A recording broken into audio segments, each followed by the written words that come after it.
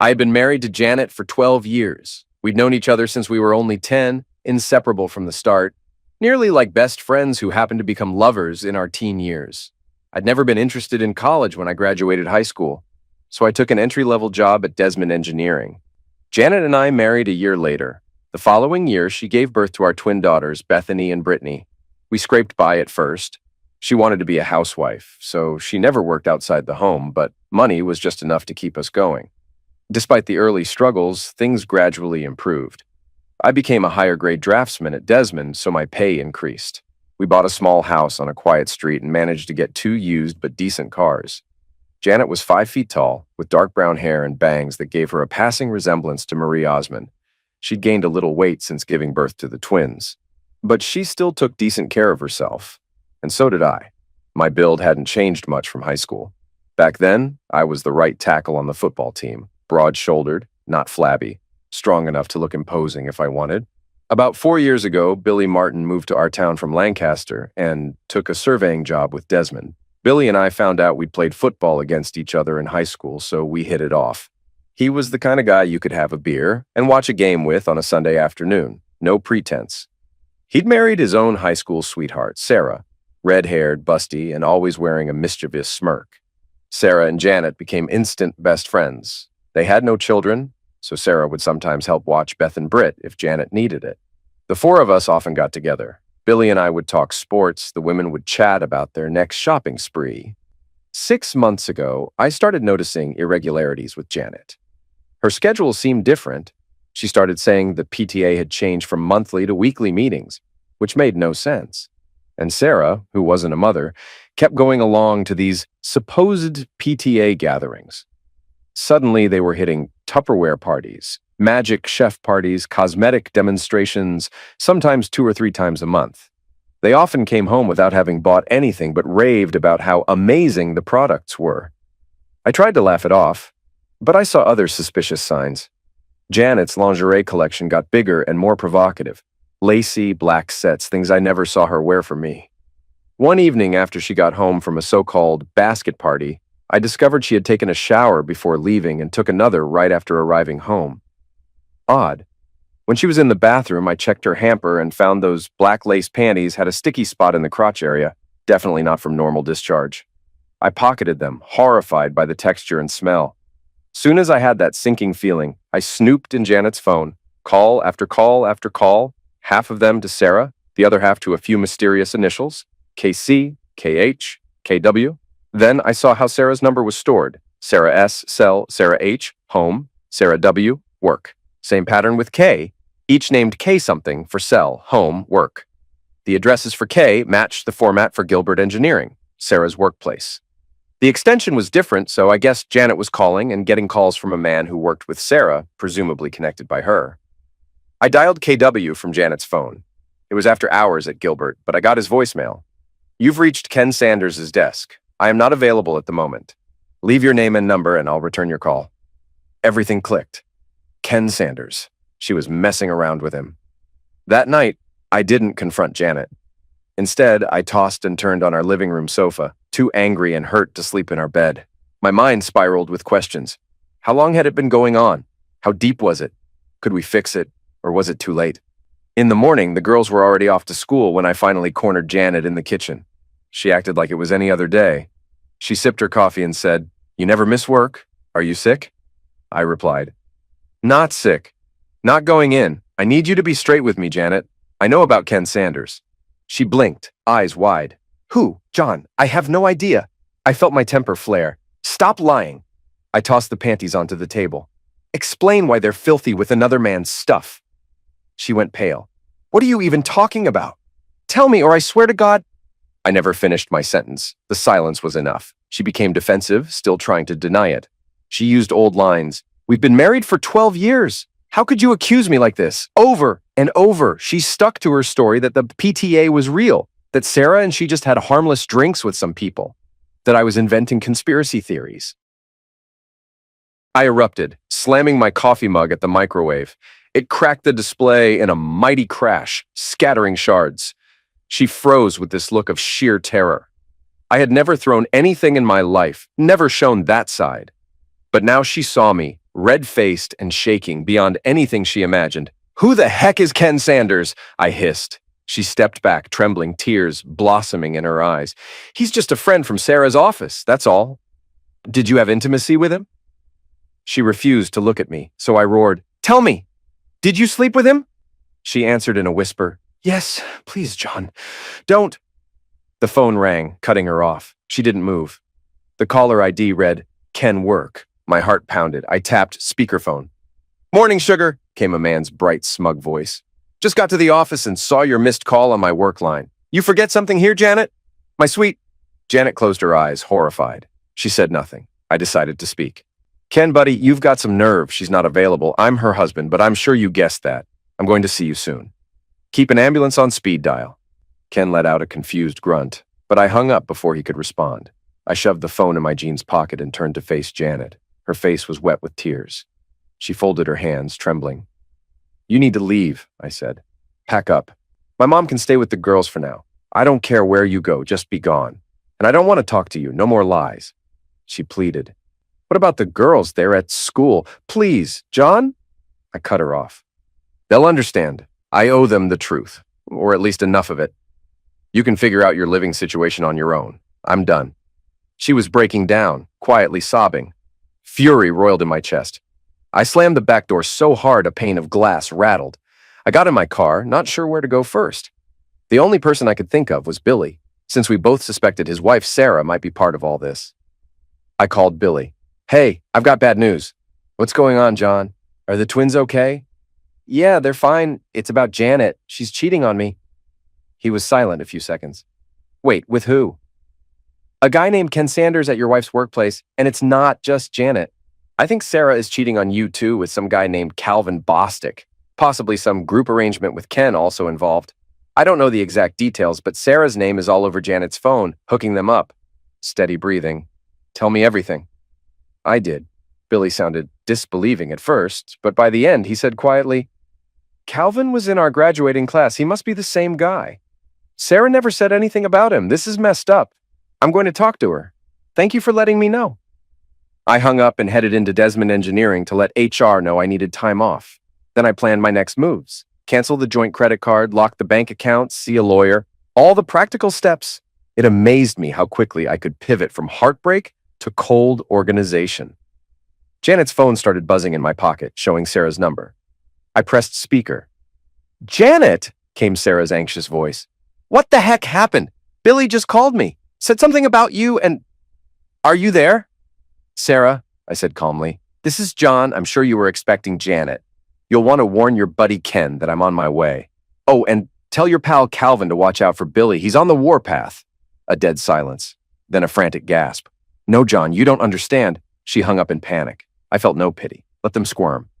I closed our joint credit card. I changed the ATM pin. Then I swung by my mother's house, explained the situation, leaving out the worst. She agreed to stay with me tonight, to be there for the twins when school got out. Next, I drove to Gilbert Engineering, hoping to find Ken. The drafting department staff talked excitedly about a man named Billy Martin who'd stormed the building earlier that morning. Turned out Billy had tried to corner Calvin in the parking lot, attacked him physically, and ended up tased by security. Calvin was carted away in an ambulance. Billy was taken away in handcuffs. The rumor mill said Sarah had shown up at the hospital and run into Calvin's wife and kids, which triggered an enormous row. Meanwhile, Ken had apparently resigned from Gilbert that same morning. He was seen rushing out with half-packed boxes. I got Ken's home address from a helpful, chatty guy in drafting. Ken's house was a small ranch-style place with a white Lexus in the driveway. As I pulled up, he dashed inside, clearly panicked. The trunk was open, boxes half-stacked in the back seat. He was fleeing. I walked in after him, the door left ajar. "Ken?" I called. "Too scared to say hello?" No answer. The living room was in disarray. I spotted his wallet, passport, and a small pile of personal documents on the coffee table, plus a phone that might have been a personal or work cell. Without thinking too hard about legality, I snatched them as leverage. I left everything else untouched. I did flatten one tire on his Lexus, letting out the air to slow his escape. It felt petty, but I was beyond caring. For the next few hours, I drifted, stopping only for a Taco Bell lunch. Then I drove to the jail to see if Billy was all right. He was making arrangements for bail with his brother. Calvin was still in the hospital with a broken nose, bruised ribs, minor concussion. Billy's brother promised to handle the bail, so I headed back home. My mom was already there with the twins, cooking dinner. I retreated to my den with Ken's phone, passport, and the small laptop I'd found. On that laptop, I found emails and more photos confirming the depth of Janet's affair. She and Ken had an ongoing plan. Ken had been hired for an alternative energy project in Spain starting in 6 weeks. The messages strongly suggested Janet intended to divorce me, take our daughters with her, and move to Spain. They were strategizing how to label me unfit.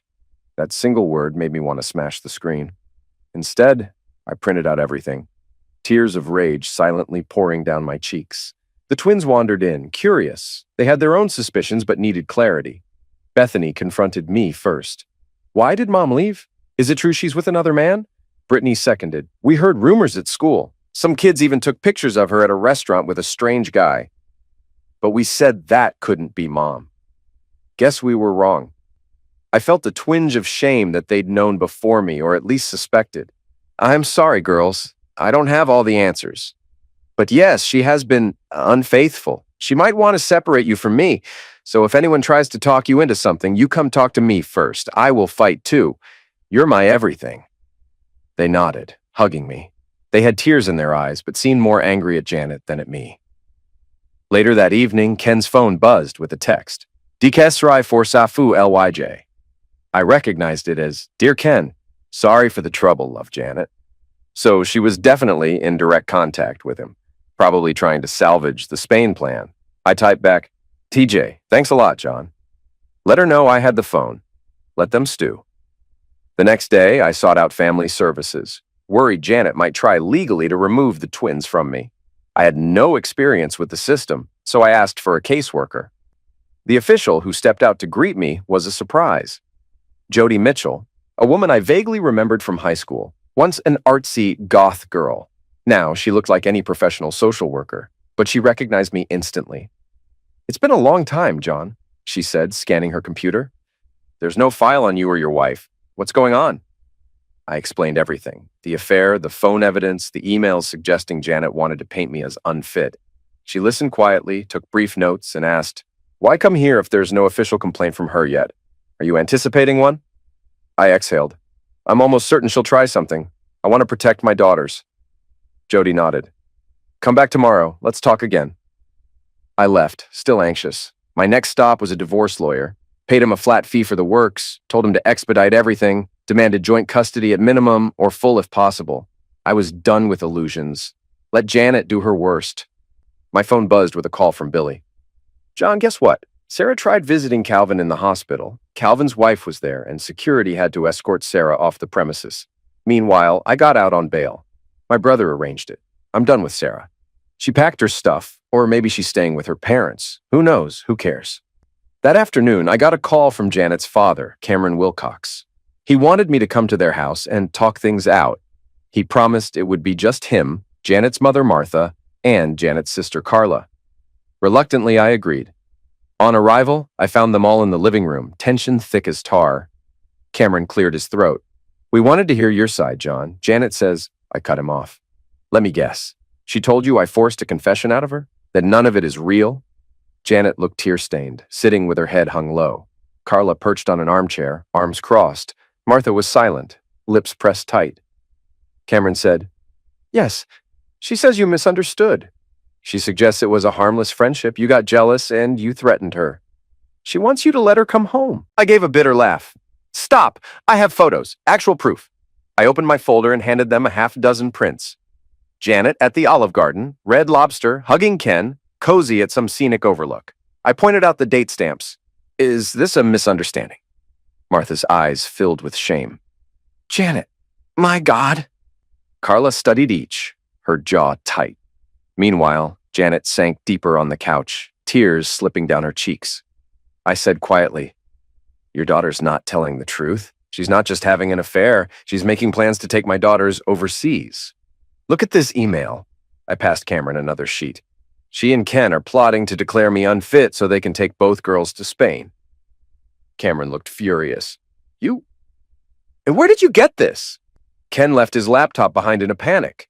And I found a family passport application with their girls' photos so they'd be able to travel with their mother. I never consented to that. Think about it. Martha buried her face in her hands, weeping softly. Janet fled the room in hysterics. Cameron looked at me, voice shaking. I'm so sorry. We didn't know. Glancing at Carla, I said, I'm finished here. Thank you for hearing me out. I'm leaving. She called my name, but I didn't turn back. When I returned home, I found Billy in the office rearranging my fold-out bed. He was temporarily crashing, and it didn't bother me. My mother was busy in the kitchen. After dinner, I spoke to the twins about the situation more candidly. They were old enough to sense the crisis. They didn't cry, but wore expressions of betrayal and heartbreak. Then they retreated to their room to do homework. The next morning, I revisited the family services office. Jody Mitchell greeted me, said she had spoken to the twins briefly at school, and that they seemed quite protective of me. She also said, I'm filing an injunction. We'll restrict Janet from taking the girls out of state. She can see them, but she can't take them away unexpectedly. I exhaled relief. Despite everything, a small corner of me felt sad. This was our life, once upon a time. But it was beyond repair. Over the next few days, I busied myself with legal paperwork. My mother ended up moving in permanently, taking the guest room, so we had 3 generations in one house. Billy worked on divorcing Sarah, who had apparently started living with her parents in a nearby region called Ephrata. Calvin was out of the hospital, rumored to be getting a divorce as well. Everything was unraveling fast. Meanwhile, Janet floated around. She spent a few days with Carla, then apparently wore out her welcome. Carla tried to broker a deal with me. She feels horrible. She says she regrets everything. She wants you to sign no-contest divorce papers. She'll drop any efforts to relocate the twins. Please, John, if you could just give her the... I understood immediately. The passports, right? She wants me to hand them over, so she can run off to Spain, without the twins, presumably. Carla nodded, swallowing. Yes, she wants her own passport. Just hers, not the girl's version. She says she'll give up custody, right? She trailed off. I gave Carla a cold glare. I don't trust either of you. Tell Janet I'm proceeding with my own divorce filing. I will not help her. Now, excuse me, I have laundry to do. And I walked out. That night, after the twins had gone to bed, I felt so spent. I sat on the porch with the beer, staring at the streetlight. My mother stepped out to quietly keep me company. Just as we were about to go in, a car pulled up. Jody Mitchell emerged. She'd evidently taken a liking to my family, especially the twins. She said, I served Janet earlier. She was furious, but that's done. I wanted to check on you. I shrugged. Just feeling numb, she sighed. Divorces are never pretty. I have to say, your daughters are coping well. Thanks, I said. I appreciate you coming by, sticking your neck out for us. She gave a small smile, left shortly after. I noticed her lingering glance as she went, but I was too tired to read into anything. A restless week passed. Billy's divorce from Sarah was swift. Sarah never contested anything. She vanished from our story, presumably too ashamed to face him or deal with the fiasco involving Calvin. My own lawyer, finalizing the papers, asked, Any word from Janet's side? None, I said. It's weird. I guess she's just waiting to sign. In the meantime, my father fell critically ill, so my mother had to split her time caring for him. The twins ended up spending weekends at my parents' place, weekdays with me. Time blurred. Jody started popping by more often, sometimes under the guise of checking on the girls, sometimes with groceries or a bottle of wine. One quiet night, after the twins had gone to watch a movie in their room, Jody and I sat in the living room. She touched my arm. John, I know you're going through hell. I'm not stepping out of line, am I? I, feeling the swirl of emotions, answered with a shaky voice. You're not. I guess we're just seeing what happens, right? She leaned in and confessed softly. I care about you, about your girls too, but I also have to maintain some professional boundaries. In the hush that followed, she kissed me, a gentle brush of lips that made me flush. The memory of Janet welled up, her betrayal overshadowed by the comfort of contact with someone who might actually be honest. I didn't resist. We ended up softly entangled, mindful not to make noise that the twins could hear. Some hours later, as dawn neared, she slipped out, both of us feeling guilty, uncertain, but also a bit relieved. The next day, the girls were all smiles, and they gave me these sly looks as if they knew exactly who had been over. They were too perceptive for their age. Around that time, Janet finally reappeared. or at least made contact, scheduling a meeting at the high school to see the twins. She tried to be affectionate, but the girls were cold. They told me later how she said, "I love you. I want to fix this," but they refused to go anywhere with her. They didn't trust her. She told them she was leaving for Spain soon, that she'd call them on birthdays and holidays, send postcards. They realized she was essentially walking away from them for good. It hurt them, but it also hardened them toward her. A couple days after we learned she'd left town, her parents visited me again, apologizing, wanting to remain in their granddaughter's lives. I said yes, of course. I wasn't cruel enough to deny that. Martha was tearful, Cameron stoic. They admitted they'd asked Janet to leave their home. They recognized she'd done too much harm. They practically disowned her. That left Carla, who was also furious with Janet. Shortly afterward, I finalized the divorce. Neither Janet nor her lawyer contested. I guess she just wanted to be free to chase Ken or whatever dream she had in Spain. I took the girls, no alimony and no child support from her. I'd carry everything if it meant no more drama. We learned Sarah had sold her share of the house she had with Billy. She presumably left for California, which was rumored among neighbors. Calvin was teaching electronics at a vocational school. Billy joked about wanting to pay him another visit, but thought better of it. Billy and I decided to start our own surveying and drafting business with financial help from my mother. It was a success. It occupied time, gave me a positive focus. Even so, Ken's involvement haunted me. Some rumored he'd started working stateside, but no one knew exactly where. The strangest part, postcards continued arriving from Spain, addressed to the twins, but they were always from Janet, never from Ken. Then a painting arrived, Windmills in La Mancha, and the only text was, "Thinking of you." Daughters tossed it aside, unimpressed. I began to suspect Ken had vanished. For a while, there was no mention of him, until rumors circulated that he'd never even begun the job in Spain. Another rumor, he resigned from everything, tried to vanish. No official word, not from Sarah, obviously. She was gone. Not from Calvin. Not from Janet, as all she ever wrote or called about was how Spain is beautiful, or "I'm working in a travel agency now." She never updated us about Ken. But one day, we got the biggest shock. Carla, who'd tried to stay neutral, arrived at my door frantic, wanting me to come to the Wilcox home to end this once and for all.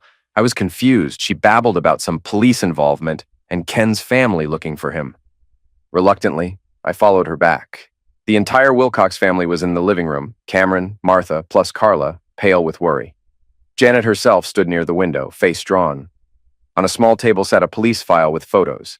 Ken's shoes were found near a wooded area off a hiking trail. A fisherman discovered them next to a muddy bank. As of now, Ken was listed as a missing person. Janet raised her eyes to me, trembling. "Did you do anything to Ken?" she asked in a thin voice. I felt a bizarre mix of disgust and triumph swirl. "Are you seriously implying I might have ended him?" Carla spoke. "John, please calm down. His family can't find him. They suspect foul play." "You always did want John out of the picture," I heard Martha mutter at Janet. "Now Ken is gone, and we're in the middle of a police investigation." Janet started to cry. "I just want to know if John threatened him. That day you said on the phone, I remember you threatened him. I'm the danger? Did you—" A hysterical laugh escaped me. "Janet, if your precious Ken never showed up in Spain or anywhere, it's not on me. I only threatened him, yes. But do you really think I chased him into the woods for his shoes? Are you insane?" Cameron stood abruptly, rage in his face. "That's enough, John." Before I could back away, he lunged, trying to slap me across the face. I caught his wrist and twisted him off balance, fist gripping his collar. My teeth clenched. I roared, "You gave me a cheat for a wife. You made all her excuses. And now you are accusing me? You put your hands on me again, old man, and I'll show you exactly who you raised." He quailed under my glare. For a second, I almost decked him. The entire room froze. Carla shrieked, "Stop, John, you'll hurt him."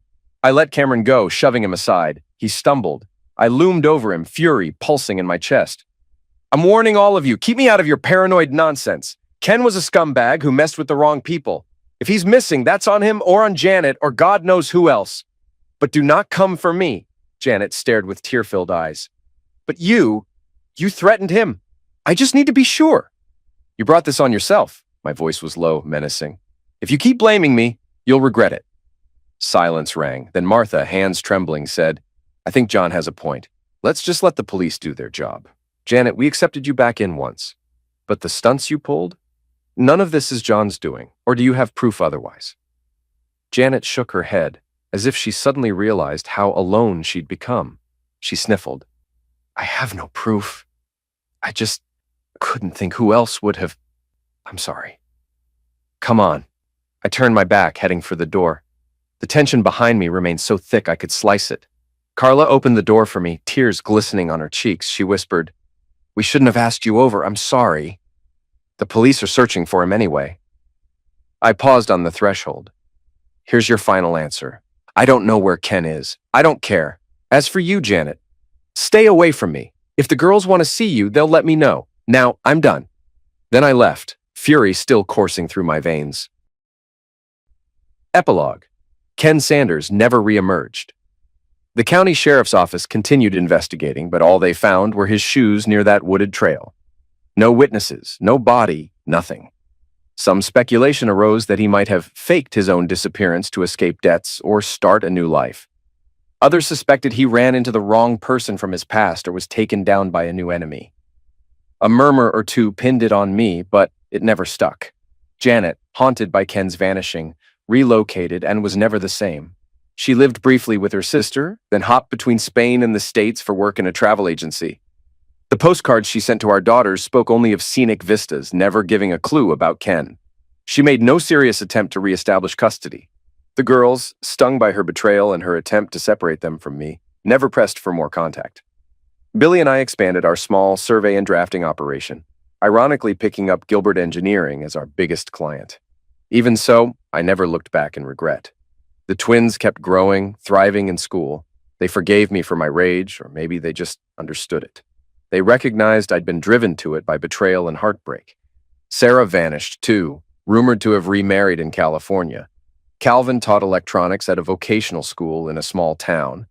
We heard Billy's single punch had broken Calvin's nose and ended his marriage. Whatever illusions Sarah once had about building a life with the man were shattered. I continued seeing Jody Mitchell, who helped me dismantle walls of anger and guilt. She never pressured me. Gradually, we moved in together and eventually married quietly in a small ceremony across the state line. My twin girls considered her a mother figure, trying to teach her how to cook like grandma, with limited success. In the process, we formed a strange but stable household. Now, more than a year since Ken disappeared, investigators remain stumped. All roads lead nowhere, except for those battered shoes found in the mud. Rumor or not, some still whisper I had something to do with it. I let them whisper. Anyone who truly knows me and my daughters understands I'd never risk leaving them fatherless by sinking myself into a murder charge, no matter how furious or vengeful I might have been.